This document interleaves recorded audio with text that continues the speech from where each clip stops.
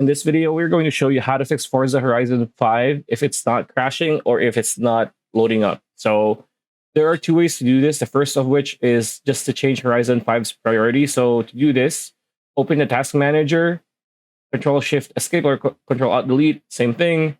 Look for the Forza Horizon 5.exe process, as you can see here. Then right click and then select Go Details.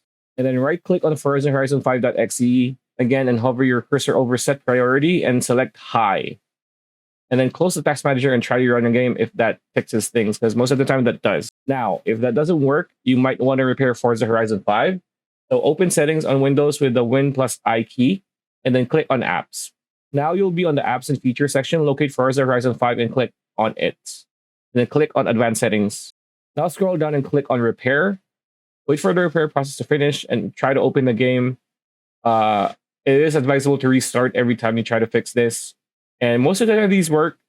If not, you might want to check forums or check Steam or check, Reddit, whether or not you're the only one who's having issues. Maybe it's a global wide issue or not. And yeah, that's pretty much it. That's a video. Hope you liked it. Like, comment, share, subscribe, ring that bell icon to see you on the next one.